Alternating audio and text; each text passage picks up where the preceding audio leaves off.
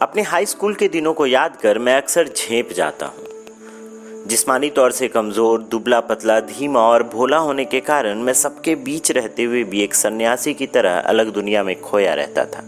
चूँकि मुझे काफ़ी चीज़ों की मनाही थी, तो अक्सर जब बच्चे खेलते और एक दूसरे के साथ अच्छा वक्त बिता रहे होते, मैं बस उन्हें देखता रहता था। और इन सब के बाद भाग दौड़ में भी फिसड्डी होने के कारण मेरी हालत बद से बदतर होती चली गई थी। मैं अपने स्कूल का इकलौता बच्चा था जो एक आसान सी कलाबाजी भी नहीं कर पाता था, और धीमे होने के साथ साथ मेरे अंदर तालमेल की भी कमी थी, जिसके कारण मैं चाहकर भी स्कूल के किसी भी खेल की टीम का हिस्सा नहीं बन सकता था।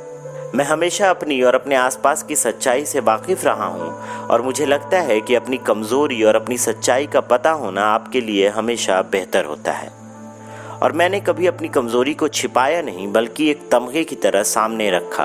हम जो हैं वो हैं। जहां बाकी बच्चे फुटबॉल की दुनिया में करियर बनाने के सपने देखते, मैं बस फिजिकल एजुकेशन में पास होने और थोड़ी सी स्वीकृति मिलने की दुआएं मांगता था। ज़्यादा नहीं, गलत, काफ़ी ज़्यादा मांग लिया। बात जब मध्ययुगीन देशों में खेल की आती है तो वहाँ फुटबॉल का राज चलता है, और मैं फुटबॉल के इस दरबार का जोकर था। जहां बाकी बच्चों के लिए फिजिकल एजुकेशन सबसे आसान सब्जेक्ट था, मेरे लिए इसमें पास करना भी बहुत बड़ी चुनौती थी।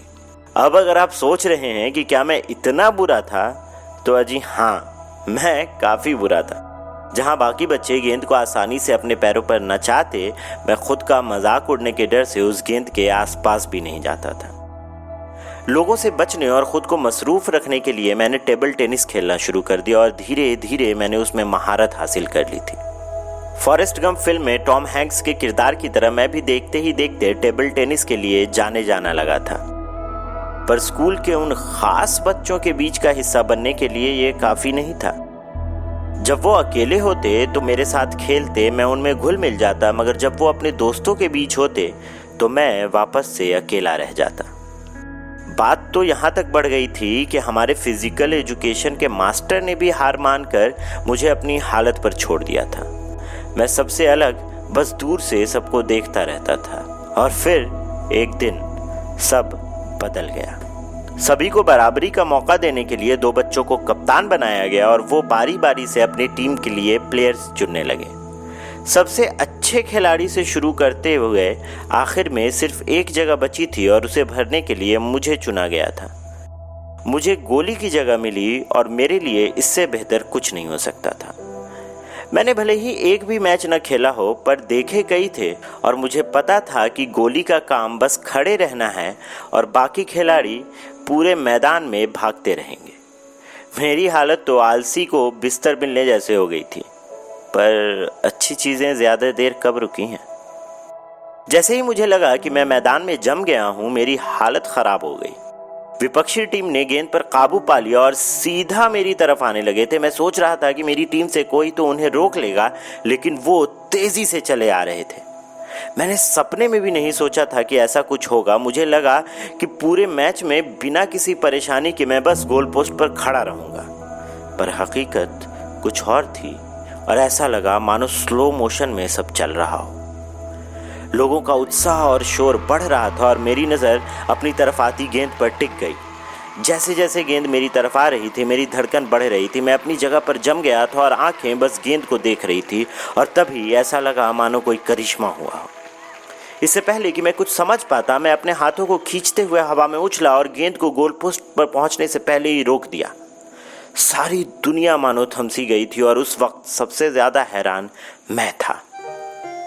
टेबल टेनिस में बिताए गए अनगिनत घंटों के कारण मेरी प्रतिक्रिया तलवार से भी तेज हो गई थी, और मैं इस अविश्वसनीय बचाव के बाद सारे गेंदों को आने से रोकता चला गया, और ऐसा लग रहा था मानो मेरे सामने से एक मक्खी भी नहीं गुजर सकती। उस दिन के बाद से मैं सबका पसंदीदा गोली बन गया। सबसे खास बात यह थी कि मैं पहली बार अकेलेपन के अंधेरे से निकलकर एक टीम का हिस्सा बना था। उस दिन के बाद से फुटबॉल और गोलकीपिंग मेरे जुनून बन गए थे, यहाँ तक कि मैं स्कूल टीम में जाने लायक भी बन गया था। उस साल में एक और करिश्मा हुआ। मुझे फिजिकल एजुकेशन में A ग्रेड मिला। जिस मास्टर ने मुझसे हार मान ली थी, मैं उनकी नज़रों में भी थोड़ा थोड़ा आ गया था। और अपने साथियों की वाहवाही किसी सपने से कम नहीं थी। इस घटना के बाद मैंने ये समझा कि आप चाहे कितनी देर तक बाहर बेंच पर क्यों न बैठे हों, जब तक खेल चल रहा है आप खेल का हिस्सा हैं। और जो सबसे ख़ास बात मैंने सीखी वो ये कि दुनिया ऊपर से चाहे कितनी भी संवेदनहीन और ठंडी क्यों ना हो, अगर आप सही जगह हैं तो आपको एक दिन लोग पहचानेंगे ज़रूर, और शोहरत की चादर में दुनिया काफ़ी खुशगवार और गर्म लगती है।